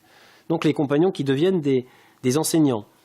Autre indice de cette transformation, de cette conversion, on met en place la politique systématique d'obligation de chef-d'œuvre à la fin du parcours des compagnons. Il faut faire un chef-d'œuvre pour être véritablement un compagnon.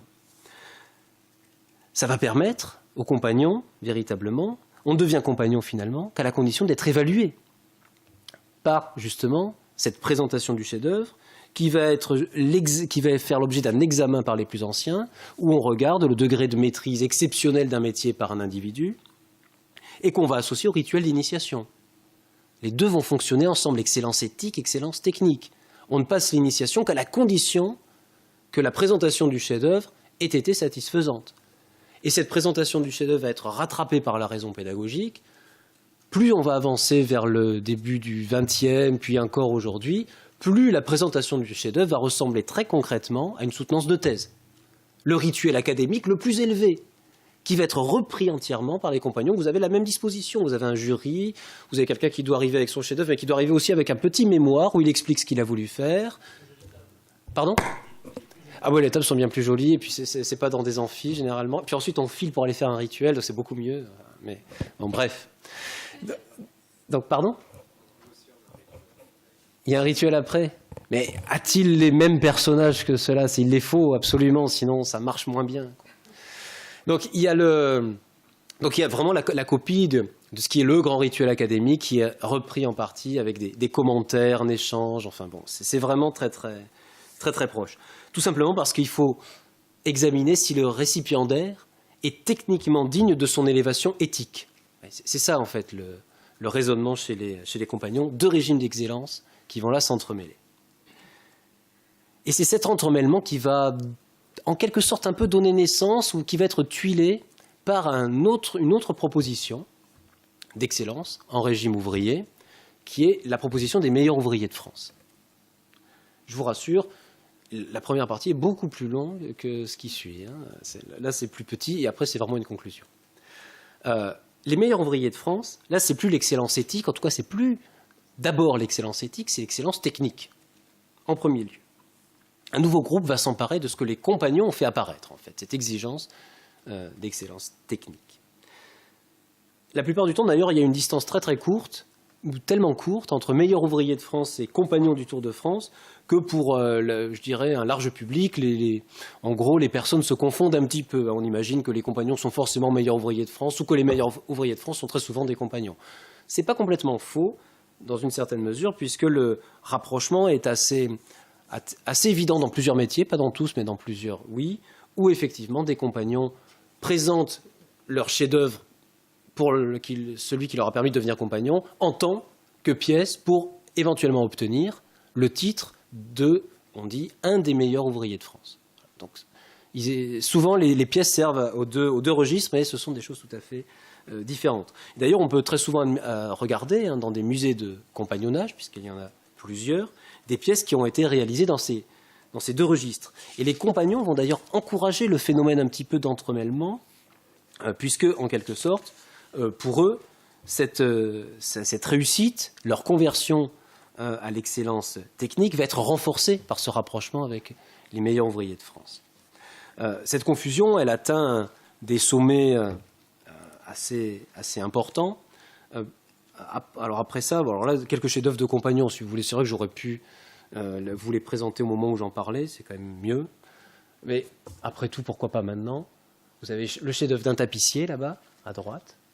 Une coquille. Alors, on pourrait discuter sur chacun de ces chefs-d'œuvre, mais enfin, peut-être on en parlera après. La coquille, c'est quoi ? C'est Saint-Jacques, c'est le pèlerinage, c'est se déplacer, c'est l'itinérance initiatique. Enfin bon, bref, donc la coquille. Et le tonneau, donc chef-d'œuvre d'un tonnelier, chef-d'œuvre plus ancien, tonneau éclaté. Là, c'est vraiment un travail. Là, on est vraiment sur un effort symbolique. Là, on est vraiment sur un travail très technique. C'est très difficile, ce tonneau, cette vue éclatée, en quelque sorte, d'un tonneau. Là, vous avez le chef-d'œuvre d'un maréchal Ferrand. Alors là, on a les deux registres, à la fois le technique et le symbolique. C'est un temple, le temple, chef-d'œuvre d'un maréchal Ferrand. Là, plusieurs chefs-d'œuvre rassemblés dans le bâtiment d'un des groupements, donc l'association ouvrière ici. Vous avez plusieurs chefs-d'œuvre, vous voyez, se mélanger. Chef-d'œuvre de tapissier, chef-d'œuvre de menuisier. Le moulin derrière, c'est un charpentier. Vous avez encore derrière, vous voyez une petite maquette de tailleur de pierre. Enfin, bref, vous avez tout un tas de registres. Tout ça pour vous signaler qu'il y a, la plupart du temps, dans les maisons de compagnons, des salles des chefs-d'œuvre. Ces salles des chefs-d'œuvre, soit elles sont laissées un peu comme ça et les jeunes y entreposent leurs pièces, soit elles sont un peu plus travaillées et elles donnent parfois naissance à des musées à l'intérieur même des maisons de compagnons, ou parfois, quand il y a vraiment énormément de pièces, dissociées des maisons et ouverts au public. Voilà donc un peu l'apparition dans le régime exposition. Là aussi, on pourrait en parler. Hein, comment de l'exposition, les compagnons, on arrive à l'idée de faire des musées, mais qu'est-ce qu'on met dans ces musées, enfin, etc., etc., etc. Là aussi, on pourrait refaire tout l'historique. Donc cet entremêlement, j'en étais là, aboutit, donc meilleur ouvrier de France, MOF, compagnon du Tour de France, aboutit à des choses assez étonnantes. Et ici, notamment, on est à Limoges, on est dans la Cité des métiers et des arts de Limoges, qui est un musée compagnonique. C'est un musée de la Fédération compagnonique des métiers du bâtiment. Mais ce musée-là est en même temps considéré par les compagnons comme un musée des compagnons et un musée des meilleurs ouvriers de France. Et effectivement, à l'intérieur, vous pouvez observer, donc là vous avez une vue un peu du musée, vous pouvez observer des chefs-d'œuvre de compagnons. Ici, le chef-d'œuvre d'un peintre vitrier qui représente, vous voyez, donc on est à plat, hein, bien sûr, hein, donc chef-d'œuvre de peintre vitrier, trompe-l'œil, et qui représente Maître Jacques, celui que vous avez vu avant. Avec un chef-d'œuvre ici, un tailleur de pierre, qui est en même temps, vous voyez, vous avez le sigle MOF dessous, qui est en même temps une pièce récompensée dans le cadre du concours des meilleurs ouvriers de France. Donc les choses sont mélangées, et vous voyez, il a signé en dessous de son nom de compagnon, Limousin, donc alors après avec la formule compagnonique qui rappelle aussi les formules maçonniques d'écriture, vous voyez, avec initiale triponctuée, ici Limousin, l'ami des arts de Saint-Hilaire. Évidemment, il faut le savoir, hein, mais une fois qu'on est habitué, ça s'identifie assez vite. Il n'y a pas 36 noms pour les tailleurs de pierre, on sait que de Saint-H, etc., il n'y a pas beaucoup de tailleurs de pierre non plus, donc on identifie assez rapidement les significations des initiales. Alors cet entremêlement, à Limoges par exemple, il est assez instructif. Il est assez instructif parce qu'il éclaire assez l'élaboration et les transformations de ces régimes d'excellence dans le contexte ouvrier.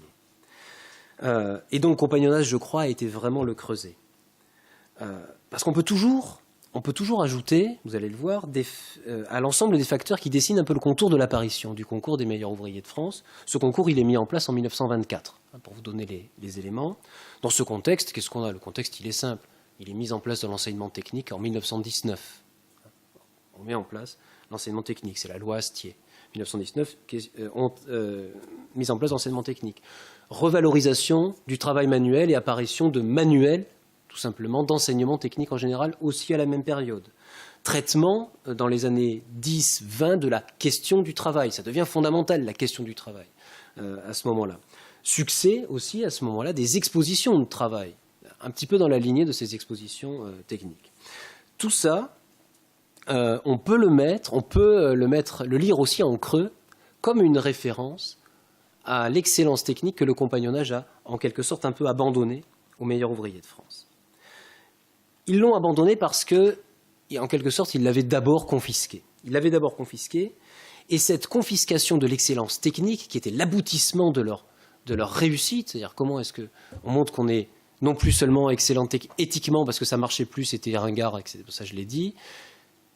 Notre excellence désormais est technique. L'aboutissement de ça, ou la consécration de ça, c'était le fait que Gustave Eiffel avait confié la maîtrise d'œuvre précisément de la Tour Eiffel à un compagnon charpentier, spécialiste de la charpente métal, qui a eu beaucoup de succès chez les compagnons évidemment, qui s'appelait Eugène Milon, Guépin, le soutien de Salomon, de son nom de compagnon, qui a été longtemps le symbole pour les compagnons de la réussite technique, de cette excellence technique chez les compagnons. C'était vraiment la consécration.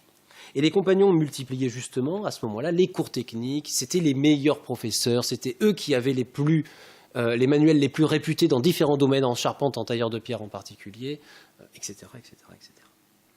Et alors ça pose une question cruciale, aux compagnons un peu, mais aux autres ouvriers surtout.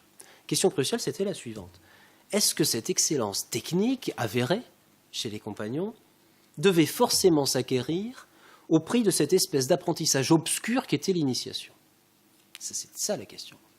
Est-ce qu'il fallait vraiment passer par les rites d'initiation dont on savait, par quelques trahisons de certains récipiendaires, que ce qui s'y passait était assez terrible, que plus ou moins on torturait les gens, que ça durait 9 nuits, 9 jours pour certains métiers, qu'il y avait véritablement des choses complètement scatologiques, enfin bref, etc., etc., etc. Comment est-ce qu'il fallait vraiment passer par là pour maintenir ce niveau d'excellence technique dont les compagnons étaient seuls dépositaires à ce moment-là? Série d'initiation qui, jusqu'à la fin du 19e, avait encore, on va dire, la beauté du moyenâgeux, là était devenu franchement obscur, humiliant, antipédagogique, dégradant. Est-ce que ce n'était pas l'envers même de la revalorisation du travail qu'on recherchait à ce moment-là? Ce qui fait que l'institutionnalisation d'un enseignement technique, d'un cursus honorum de l'ouvrier, si vous voulez, la mise en place de ce concours des meilleurs ouvriers de France en 1924, finalement, ça c'est la phase positive d'un processus qui comprend aussi, avec les mêmes acteurs, et en particulier l'Office du travail, les mêmes acteurs, une lutte anti-compagnonique, anti-formule compagnonique, pour dénoncer les pratiques initiatiques, pour dénoncer les coutumes les plus anachroniques des compagnons, et qui scandait son parcours, et qui lui permettait de construire un autre projet de vie. On ne cherche plus à ce que les ouvriers aient un autre projet de vie au début du XXe siècle. Ce que les compagnons revendiquaient, un autre projet avec des séquences rituelles, telles que l'adoption, la réception, la finition, vous voyez, le projet de vie scandé par un certain nombre de rituels. Un autre cursus honorum aussi des compagnons qui était fondé sur l'initiation et non sur la pédagogie, sur la révélation justement et non sur l'apprentissage progressif, et sur le symbolique plutôt que sur le transparent. Alors évidemment, vous allez me dire, mais ces luttes pour l'excellence, est-ce que ce n'est pas des phénomènes complètement mineurs? Peut-être, ça paraît mineur, et en même temps ça donne à certains phénomènes un relief tout à fait particulier.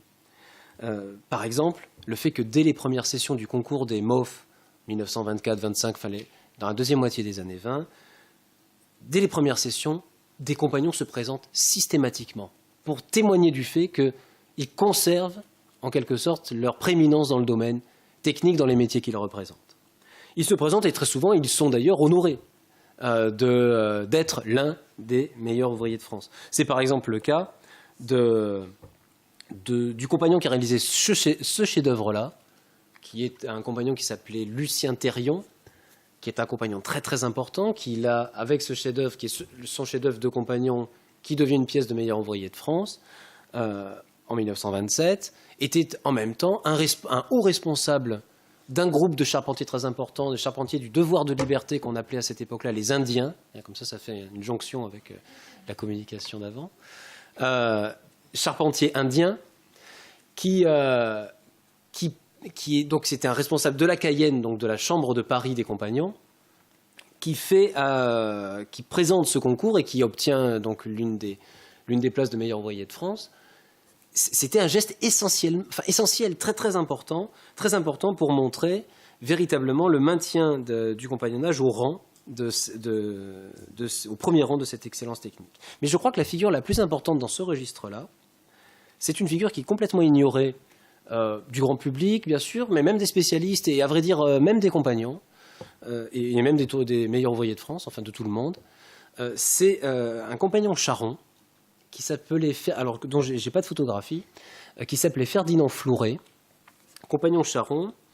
De son nom de compagnon, c'était Dauphiné la Bonne Espérance, qui était plusieurs fois récompensé au premier concours de maître de conférence, j'allais dire, de meilleur ouvrier de France.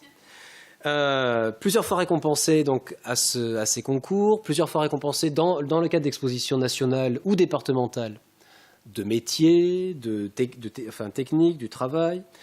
Et il fait partie des tout premiers acteurs qui ont créé, après l'invention du concours en 1924, la Société nationale des meilleurs ouvriers de France, une association qui se met en place 5 ans après, en 1929. Et lui fait partie, en gros, du petit groupe qui préfigure l'organisation de cette association, un éphémère groupe qui existe, enfin c'est très peu documenté, mais on a quelques éléments qui le font exister au printemps 1929, entre avril et mai, tout juste. Donc on n'a pas grand-chose, mais on a ce compagnon charron qui va être président de ce groupe de préfiguration de la création de l'association. C'est quand même pas complètement rien. Alors on sait rien des raisons qui expliquent le fait qu'il se retire en mai 1929, qu'il ne soit pas ensuite dans la fondation véritablement du groupe des meilleurs ouvriers de France, à côté d'autres noms qui sont beaucoup plus connus, en tout cas chez les meilleurs ouvriers de France, René Petit par exemple, qui est considéré comme le menuisier fondateur de l'association. On ne sait rien, mais ce que ça signale, c'est la connivence véritablement qu'il y avait entre le compagnonnage et le système meilleur ouvrier de France à ce moment-là. Malgré les luttes, malgré les ruptures, en quelque sorte. Et cette proximité, elle se traduit assez bien dans la charte de la Société nationale des meilleurs ouvriers de France. On élabore une charte à ce moment-là. Et cette charte, elle est très intéressante. Elle est très intéressante parce qu'on y découvre finalement les principes et les règles que les compagnons avaient dans leurs propres devoirs ou dans leurs propres coutumiers, en quelque sorte. On y découvre la solidarité, des valeurs comme ça. Solidarité, modestie, souci du comportement moral, générosité, enfin, etc. Voilà ce qui est développé dans cette charte de la Société nationale des meilleurs ouvriers de France, qui sont des éléments de rhétorique qu'on retrouve exactement dans les règlements compagnoniques fabriqués au début du XIXe siècle et qu'on retrouve encore aujourd'hui. Quand vous entrez dans une maison de compagnons de la Fédération compagnonique des métiers du bâtiment, par exemple, vous entrez et très souvent, pas loin de l'entrée, sur un mur, vous avez des panneaux qui sont des espèces d'injonctions, et notamment vous en avez un qui revient très régulièrement, qui est « Soyons modestes ». Soyons modestes, soyons modestes, soyons modestes. Voilà. Et ça revient dans cette charte de la Société nationale. C'est le premier élément qui revient dans la charte de la Société nationale des meilleurs ouvriers de France. Avec cette idée, vous voyez le renversement, que de l'excellence technique, parce que c'est ça les meilleurs ouvriers de France, devait surgir l'excellence éthique, en quelque sorte. Et c'est cet effet d'entrelacement des deux régimes qui est très intéressant. Je crois que les régimes sont indissociables, mais finalement ils sont obtenus par des voies contraires. Les compagnons s'étaient appliqués à faire de l'excellence éthique et ils aboutissaient à l'excellence technique. Et les meilleurs ouvriers de France font exactement le chemin inverse. Ils partent de l'excellence technique, mais dont ils espèrent que va sortir une excellence de type éthique. Vous voyez le registre. Et je conclus avec les maîtres d'art, de façon très rapide. Où là, on a un dernier registre d'excellence qui recouvre un peu les deux autres, ou les deux premiers. Les maîtres d'art, c'est plus tellement l'excellence éthique, c'est plus tellement l'excellence technique, ce sont ces deux-là aussi, mais c'est par-dessus, en quelque sorte, ce qu'on peut appeler l'excellence du dernier. C'est ça le maître d'art. Parce que chez les meilleurs ouvriers de France, comme chez les compagnons du Tour de France, il y a une catégorie particulière de métiers où cet effet d'excellence, qu'elle soit technique ou éthique, est en quelque sorte amplifié par une certaine rareté de la pratique, si vous voulez, qui peut rappeler au public qu'il y a une dimension essentielle de la valeur d'excellence dont j'ai déjà parlé, qui est justement cette disparition.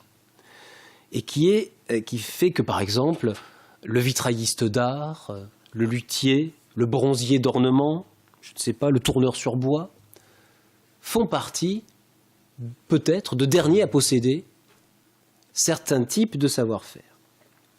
Et ces excellences sont ainsi techniques et éthiques, recouvertes par cette excellence de type dernier, qui là fait moins l'objet d'une évaluation, comme les deux autres, en quelque sorte, mais plutôt l'objet d'une émotion. C'est notre patrimoine, disent les compagnons quand ils présentent, en quelque sorte, leur dernier bronzier d'ornement, ou leur dernier potier d'étain, ou leur dernier, etc., etc., etc. Et cette émotion proprement patrimoniale, le ministère de la Culture s'en est soucié, à l'instar de ce qui se fait dans beaucoup d'autres pays, et dont le modèle a été en partie les trésors humains vivants du Japon, bien sûr. Le ministère de la Culture s'en est soucié en fabriquant la catégorie maître d'art au milieu des années 90, en 1994, dispositif maître d'art élève, même plus exactement, pour signaler justement l'importance de maintenir des savoir-faire sur le point, dont on suppose qu'ils sont sur le point de disparaître. Alors, je présente juste le dispositif et je montre en quoi il m'intéresse ici en particulier, pour ceux qui ne le connaissent pas. À l'artisan, donc il faut candidater pour être maître d'art. À l'artisan qui obtient ce titre, après candidature, le ministère donne une subvention qui, à la fois, lui permet de continuer son activité, mais en même temps le contraint à avoir un élève, qui prend le titre élève maître d'art, avoir un élève auquel il va devoir transmettre l'essentiel de son savoir-faire. Et ça, c'est très intéressant, parce qu'évidemment, on va comprendre que les voies qui conduisent à l'excellence du dernier, ou l'excellence patrimoniale, si vous voulez, mobilisent des dispositifs de transmission qui ne sont ni complètement l'apprentissage transparent, c'est pas le système des meilleurs ouvriers de France, en quelque sorte, c'est pas le système des MOF, ni non plus l'initiation obscure. C'est pas la formule compagnonique. C'est quelque chose qui va se situer un peu entre les deux. Puisque ce système maître d'art élève, en termes de transmission de l'excellence, va se situer comment dire, dans l'idée qu'il y a un partage intense et continu entre les deux personnages qui fait passer ensemble un tout indiscernable de catégories contradictoires. Je donne des exemples. Les choses s'entremêlent, des contradictions en vérité s'entremêlent. Par exemple, il faut faire passer la nécessité d'un contact avec une clientèle, c'est ça aussi le maître d'art, il y a un marché, il y a une clientèle, et en même temps préserver la singularité, une singularité détachée du marché. Si on veut vraiment que son savoir-faire, dans toute sa variété, dans tout son potentiel se déploie, avec toutes ces techniques, y compris les moins utiles ou les moins directement rentables, il faut aussi savoir se protéger du marché. C'est aussi le rôle de la subvention du ministère, en quelque sorte. Donc, à la fois le contact avec une clientèle et se protéger du marché.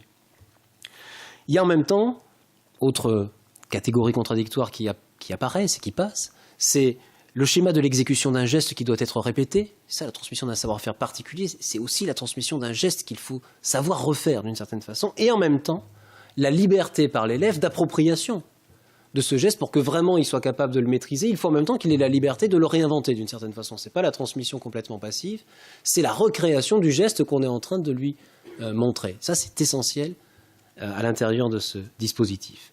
C'est en même temps, autre binôme, si vous voulez, une gestion artiste du temps. Quand vous faites parler des maîtres d'art et leurs élèves, vous avez une gestion artiste du temps. C'est-à-dire, c'est pas les gens qui se lèvent à 8 heures et qui vont finir à 18 heures. Enfin, c'est vraiment tout à fait autre chose. Donc, gestion artiste du temps. Et en même temps, quand même, l'idée d'une journée de travail. Ça, c'est présent. C'est pas non plus, c'est pas le renversement proustien, si vous voulez. C'est pas je travaille la nuit et je dors le jour. C'est une gestion artiste du temps, mais l'idée d'une journée de travail. Oui. Arriver à combiner. C'est aussi une approche réflexive, puisqu'évidemment, on est sur l'idée qu'on a la conviction d'être le dernier détenteur d'un certain nombre de gestes ou de savoir-faire. Donc, approche réflexive dans cette conscience du dernier, et en même temps, une approche tout à fait sensible dans l'idée d'un projet à faire passer un individu qui est votre élève, etc. Ce qui fait que la qualité de dernier, c'est ça qui est important, ne se transmet pas de manière tout à fait séparée, comme une technique, par exemple, ou aussi comme une façon d'être, d'une certaine façon, par un procédé spécifique et déterminé, par une initiation, par un apprentissage singulier. Il se transmet en bloc, avec des injonctions contradictoires. Et c'est ça à quoi, je crois, les maîtres d'art nous rendent assez attentifs, c'est-à-dire l'indissociabilité des régimes d'excellence dans le monde ouvrier aujourd'hui. C'est sur ça que je voudrais conclure. Je crois que si ça peut être justement un peu distinct chez les individus, dans nos propres conceptions, dans la façon qu'on a de les analyser, dans la façon que j'ai eu de les analyser, j'ai séparé éthique, technique, patrimonial ou dernier. En même temps, ce à quoi on a affaire dans la réalité aujourd'hui, c'est vraiment à une imbrication de ces éléments qui peuvent être simplement présents dans des communautés différentes, à des degrés différents. Peut-être un peu plus d'éthique ici, un peu plus de technique là, un peu plus de patrimonial à tel endroit. Mais les registres s'entremêlent. Et je crois que, tout simplement, pour signaler quelque chose qui est important et qui reste très vrai chez les compagnons, mais vrai aussi chez les autres, c'est que l'excellence, c'est véritablement le signe de la vie autre, en quelque sorte. C'est le signe de la vie autre, c'est-à-dire le signe d'une vie qui a la lourde tâche de témoigner d'une virtualité, en l'occurrence ici, technique, qui n'est plus largement distribuée. Une virtualité de l'expérience humaine, en l'occurrence celle de fabriquer quelque chose avec ses mains dans un certain registre. Et ça, c'est une pesanteur supplémentaire, véritablement qui pèse, qui est très lourde à porter par ces différentes communautés. Et je crois que l'excellence ouvrière, c'est véritablement ça, c'est-à-dire c'est cette résistance d'un art de faire qui est maintenue justement dans sa fragilité grâce à un certain art de vivre. C'est un peu ça, l'équilibre des maîtres d'art, des compagnons et des meilleurs ouvriers de France. Merci.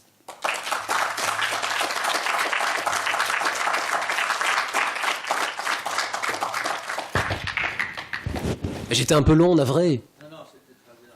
Époustouflant. Moi, j'adore. T'es bien gentil. Alors, bon, j'ai plein de trucs à dire, donc je vais passer la parole d'abord aux autres, parce que sinon, ils ne vont pas y arriver. Est-ce que vous êtes un embrayeur narratif, un embrayeur anthropologique historique, parce que ça amène plein de questions et de penser à plein de choses.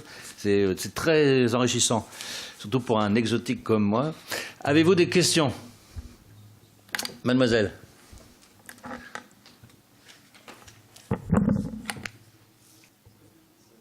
Ok. Bonjour. Donc je suis Éponine Bellecour, étudiante en master ethnologie. Et la question que j'avais, j'étais curieuse de savoir quand vous avez parlé justement du moment où on a commencé à fixer les règles de vie des compagnons. J'imagine que c'était une époque où c'était quand même essentiellement masculin. Et moi, je m'interrogeais justement sur la place des femmes dans ce domaine, en fait. Et oui, c'est une bonne question. Je l'ai pas abordé, c'est vrai, du tout. Au moment où les règles de vie effectivement se recomposent, c'est un monde strictement masculin. Le seul personnage féminin en vérité qui est présent à ce moment-là, c'est un personnage qu'on appelle la mère, et qui est en gros le titre qu'on donne à la logeuse, finalement chez laquelle les compagnons vont s'installer, vont vivre ensemble la plupart du temps. Donc, mais c'est du fait même qu'on lui donne son titre, ce titre-là, c'est un personnage asexué, hein, en tout cas pour les compagnons. Et donc longtemps c'est le seul personnage féminin à l'intérieur des maisons de compagnons. Aujourd'hui, certaines sociétés compagnoniques ont ouvert leurs portes à des femmes. Depuis pas longtemps, hein, depuis la première initiation féminine dans une communauté compagnonique, c'est 2005.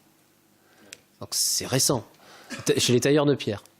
D'où la scission de certains tailleurs de pierre, jamais on prendra des femmes, quelle horreur, etc. Donc oui, c'est une question très... Enfin, c'est pas une question très récente, c'est une évolution, on va dire, récente dans certaines sociétés compagnoniques, mais c'est une question qui s'est posée depuis très très longtemps. Enfin, là, il y aurait toute une histoire de la présence des femmes, c'est-à-dire comment est-ce qu'on gère donc la mère, comment est-ce qu'on gère l'épouse, est-ce qu'on favorise le mariage, etc. La position l'emploi des femmes, l'entrée des femmes dans le monde de la marine, de pêche ou de commerce, où elles étaient interdites très longtemps à cause de croyances, mais aussi pour d'autres raisons évidemment. Il y a des parallèles peut-être. Alors là, pour le coup, à ma connaissance, il n'y avait pas tellement de superstitions, je dirais, évoquées dans les différents métiers. Mais en revanche, il y avait des raisons qui étaient toujours. C'est pour ça que ça a résisté longtemps. Il y avait des raisons très techniques ou très pragmatiques. En gros, mais comment est-ce qu'on va faire dans l'internat si maintenant il y a des filles ? Voilà, première chose, il faut changer les douches. Enfin bon, il y avait ça. Et puis surtout, l'essentiel, c'est comment est-ce qu'on fait avec les rites d'initiation. C'est-à-dire qu'il faut changer nos rites. Mais s'il faut changer nos rites, alors il faut tout changer. Enfin. Vous voyez, donc c'est pas une question... Parce que changer ne serait-ce qu'un iota de rituel d'initiation, c'est extrêmement compliqué. Ça implique de changer les textes. Et vous voyez l'importance des textes, on les élève pendant l'initiation. Enfin bref. Donc c'est infinie complexité pour intégrer des femmes. Et une seule société, en fait, l'a fait. Et les deux autres, dont j'ai parlé, en tout cas, sont restés... les maintiennent un petit peu à distance. En gros, la réponse aujourd'hui, c'est de dire, mais aucun problème, faites du compagnonnage, mais de votre côté. Deuxième question. Bonjour, Raphaël Chimel, je suis en 2e année de licence en sciences sociales.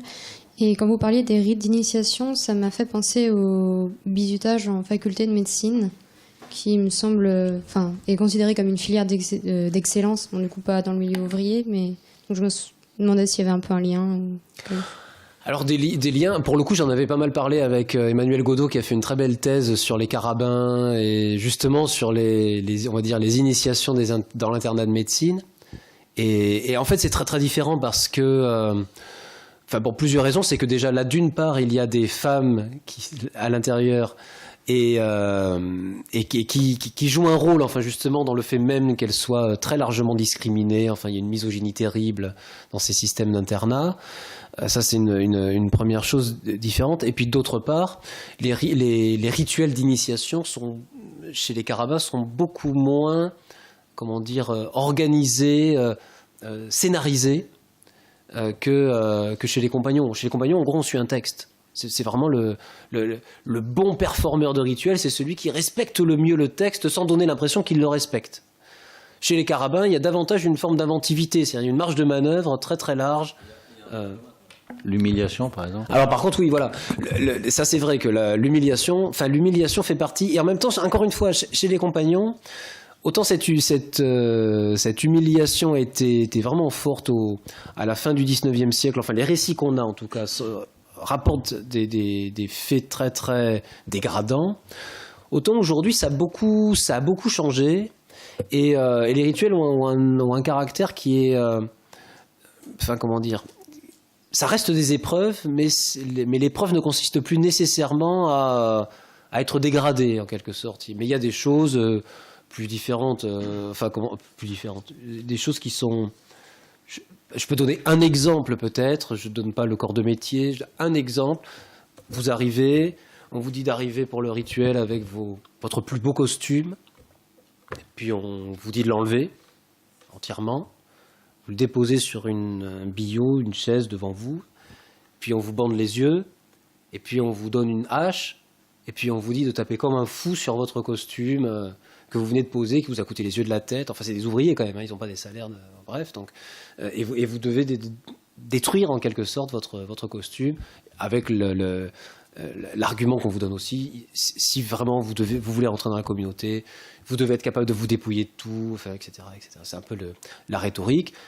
Évidemment ou pas, pendant qu'on a fermé les yeux de l'apprenti, on a discrètement remplacé le costume par un truc tout pourri qu'on met sur la chaise à la place, quoi. Voilà, c'est l'idée. Donc oui, ça a changé, oui.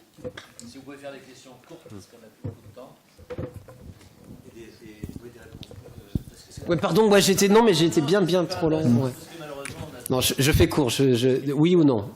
Oui, bonjour, donc Charles Gravouille en master de ethnologie. Ma question est très bête peut-être, mais on va voir.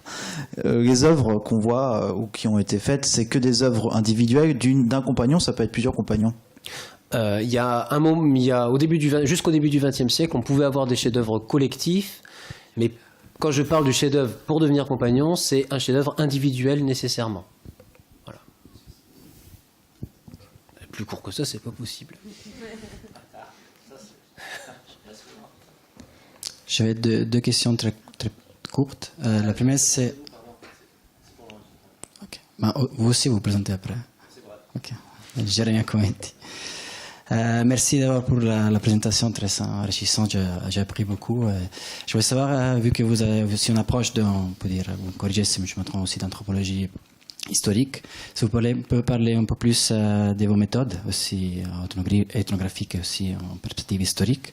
Et je voulais savoir aussi si vous avez fait aussi des comparaisons avec des autres pays aussi européens et aussi il y a des tendances aussi en Angleterre. Je pense à l'Italie aussi ou des autres pays en Europe. Merci. La réponse courte, c'est compliqué. Alors, rapidement, méthodologiquement, en gros, moi, mon idée, c'était une ethnographie du compagnonnage contemporain. Point de départ. Ça, c'est le point de départ. Puis quand je me suis aperçu qu'il y avait un certain nombre de choses auxquelles je n'aurais pas accès dans le contemporain. Exemple, les rituels. Exemple, un certain nombre de choses relevant des récits de vie. Enfin, bon, il y avait tout un tas d'éléments que le contemporain auquel je ne pouvais pas avoir accès. Donc, une des manières d'en parler était de remonter dans le temps, en disant, voilà, ok, je parle des rites, mais non, ils ont plus lieu. C'est pas ceux-là. Je trahis personne, puisqu'en fait, ce dont je parle, c'était le passé, c'est déjà publié, donc, enfin, ou c'est dans des archives, etc. Donc, c'était le recours à l'histoire. D'abord, ça a été un moyen d'esquiver les difficultés du présent. Et puis, dans un deuxième temps, je me suis aperçu que ce recours à l'histoire, qui était d'abord un moyen d'esquiver les difficultés du présent, en fait, ça permettait d'élucider un certain nombre de phénomènes que j'aurais jamais compris, que j'aurais jamais rendu intelligibles, sans avoir cette profondeur historique que les compagnons ont eux-mêmes. C'est-à-dire, eux-mêmes font sans cesse référence à l'histoire. C'est pour ça que je me suis dit qu'il fallait le faire. Ça, c'était la première question. La deuxième, oui. Oui, comparaison avec beaucoup d'autres pays. Il y en a un en particulier, je ne vais pas rentrer sur tous, mais il y en a un avec lequel la comparaison et le contraste est très important, c'est l'Allemagne, qui a un système, on va dire, assez proche du système français du compagnonnage, et avec des très grandes différences. En fait, les compagnonnages allemands, eux, se sont frigorifiés, en quelque sorte, et sont devenus des vrais conservatoires de techniques, de métiers, mais aussi de dispositions éthiques, enfin... Il y a une obligation dans certains groupes à partir de chez soi pendant au moins 3 ans et 1 jour et ne pas revenir à moins de 50 km de l'endroit d'où ils sont partis Donc ils sont plus radicaux dans le maintien de la tradition, d'une certaine forme de tradition. Mais ce sont des choses très différentes, très difficilement comparables en fait sur le fond. Bonjour, Jeanne Leia, étudiante en ethnologie. Je me demandais si vous pouviez nous en dire un petit peu plus sur justement le terrain ethnographique que vous avez fait. Où est-ce que vous l'avez fait? Comment vous êtes rentré en contact avec des compagnons? Est-ce que vous avez été vous-même initié? La question.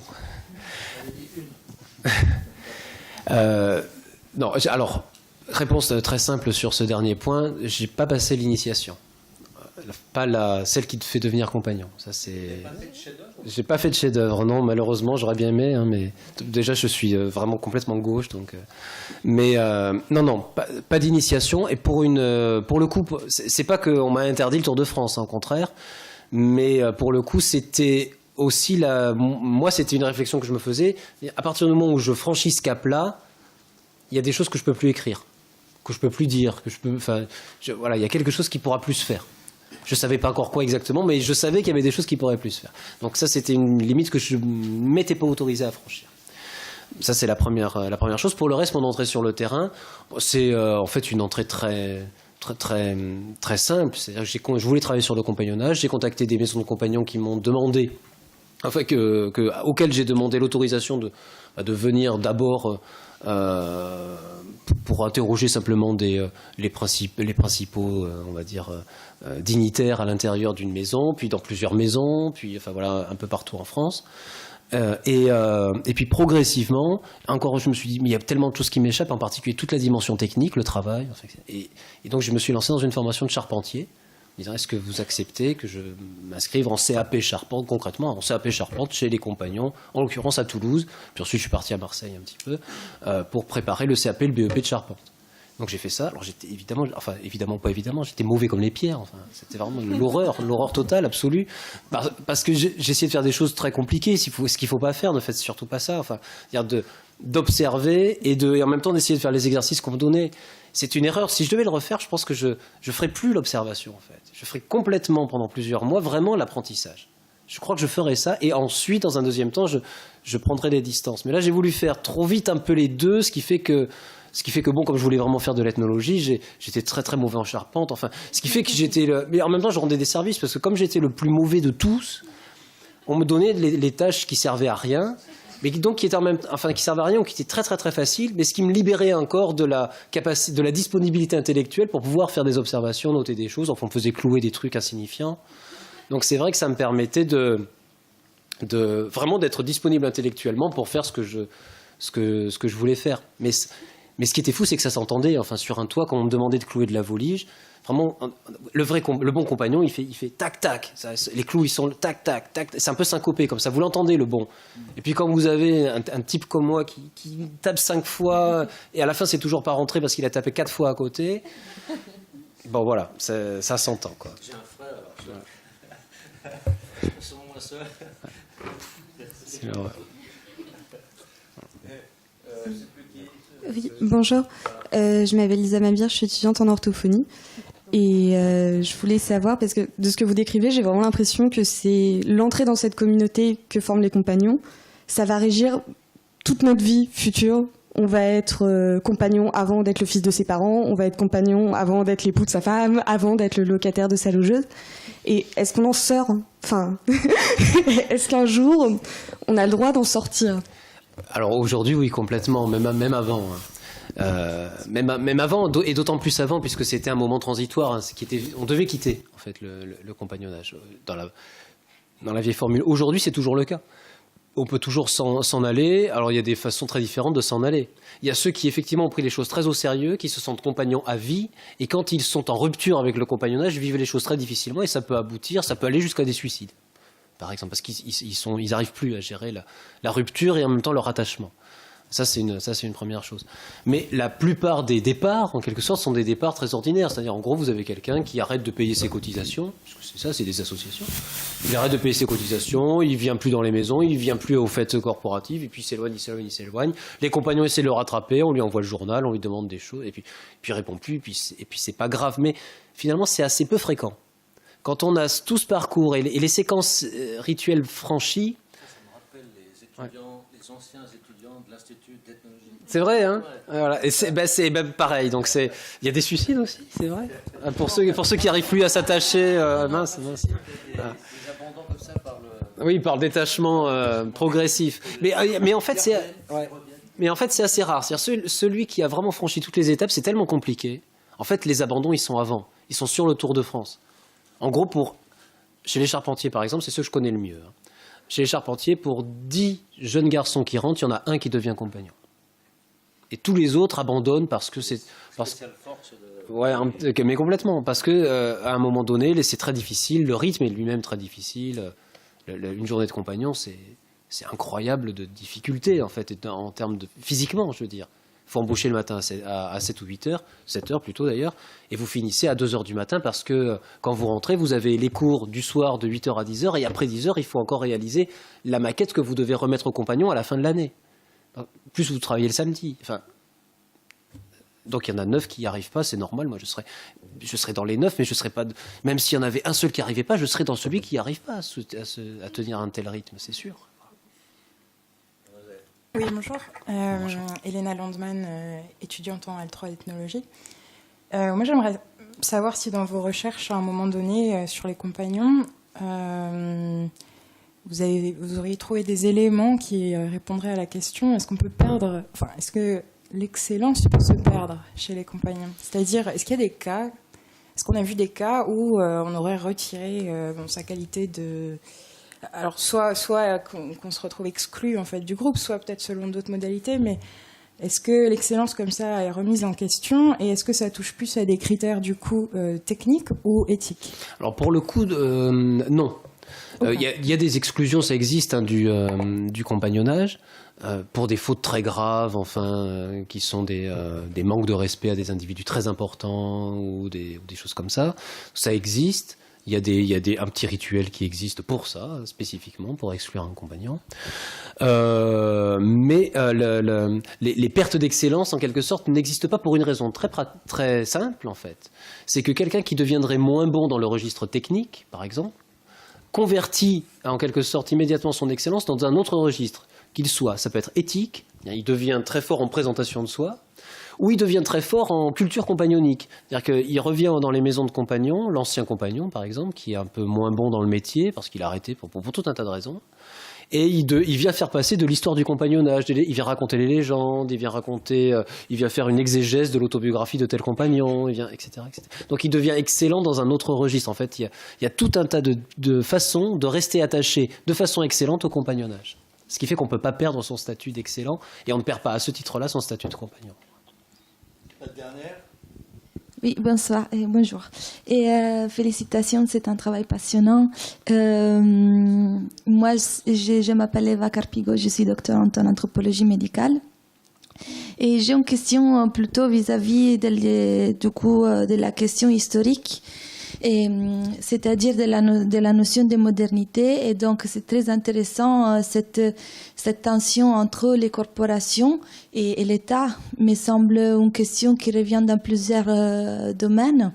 Et donc, et moi, je me demandais si c'était pas une espèce de nécessité, non, qu'on peut considérer être une nécessité anthropologique, non, celle de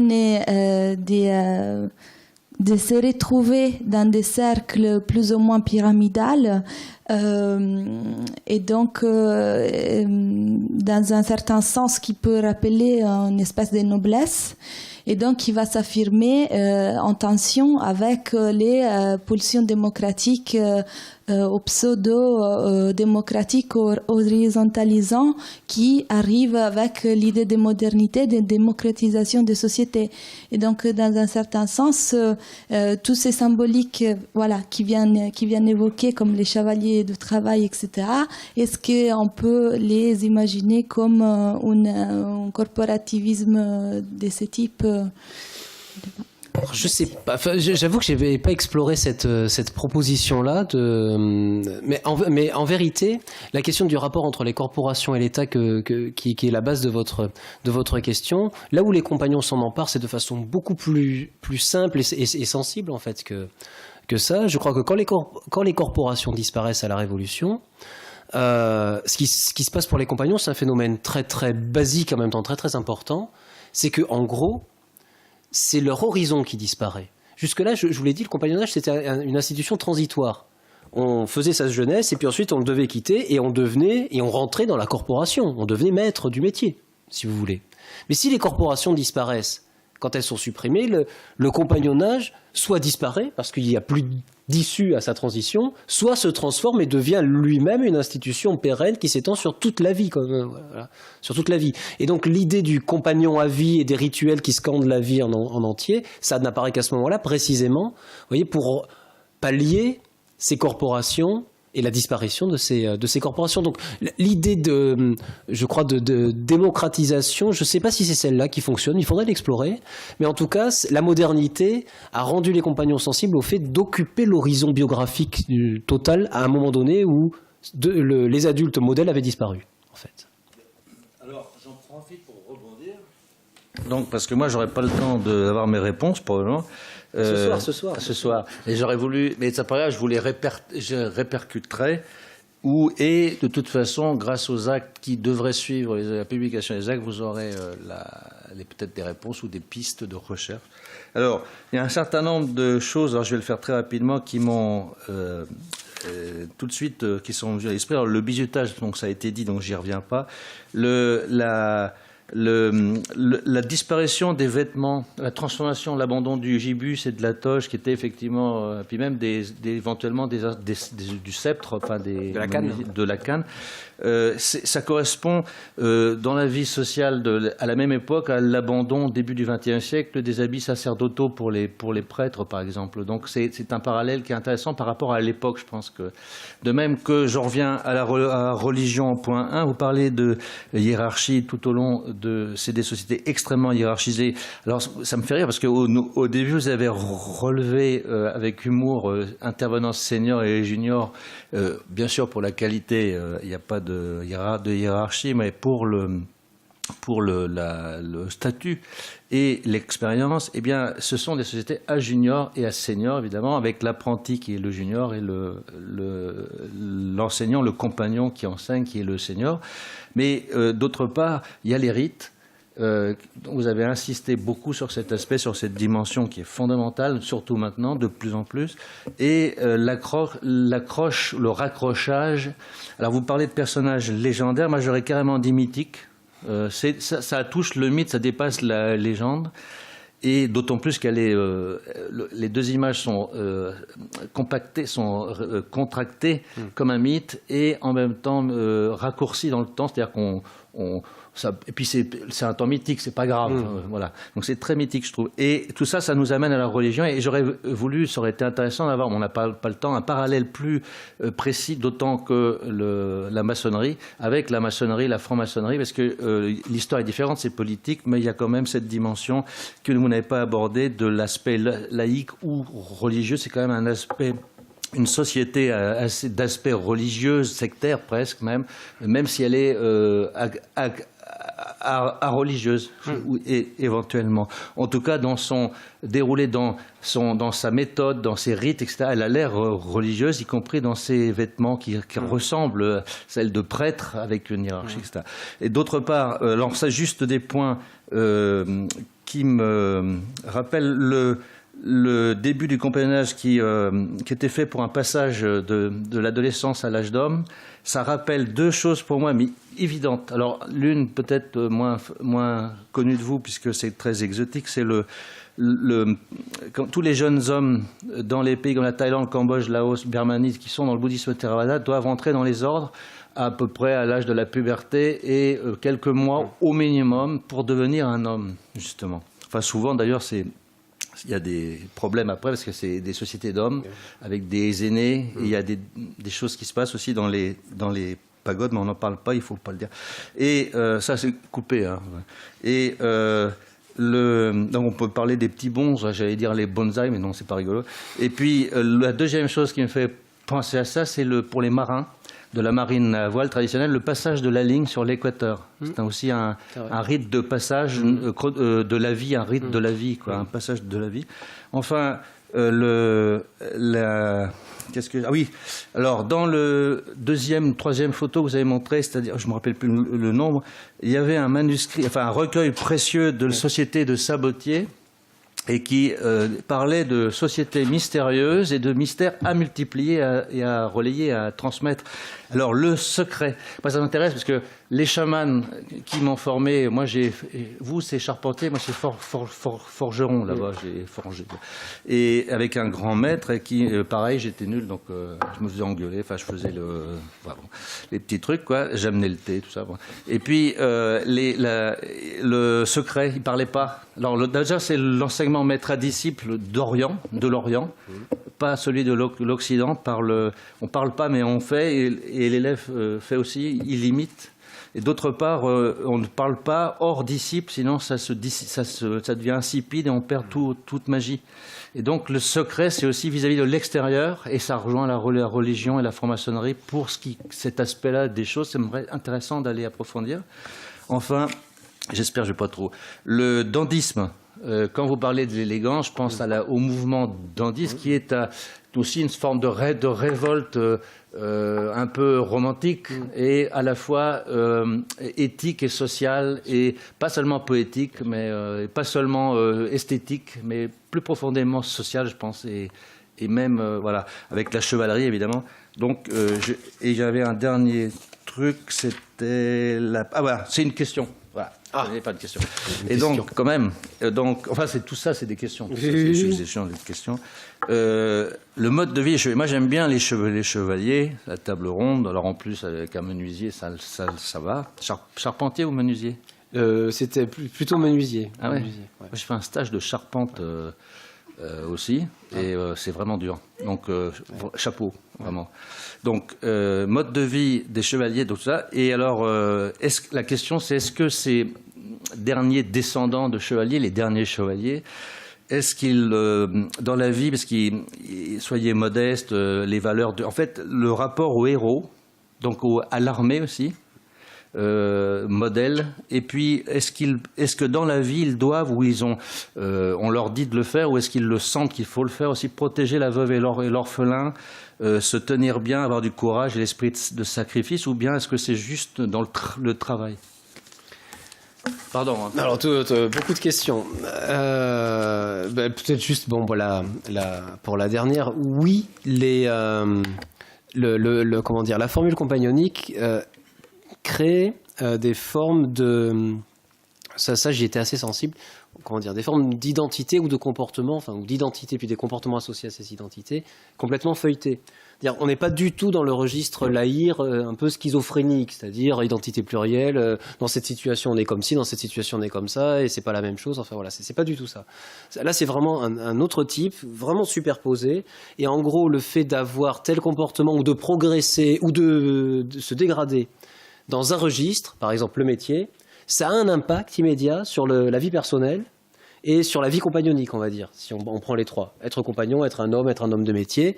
Et ça marche donc pour le bon comportement, en fait. Le fait de bien se comporter et de travailler ça dans le registre compagnonique, puis dans le registre du métier, exerce a une exigence sur le fait de bien se comporter aussi dans sa vie personnelle. Enfin, tout ça communique, et ça communique, et c'est en interrelation. C'est-à-dire quand on progresse dans un domaine, ça fait progresser dans les autres, puisque les autres sont informés.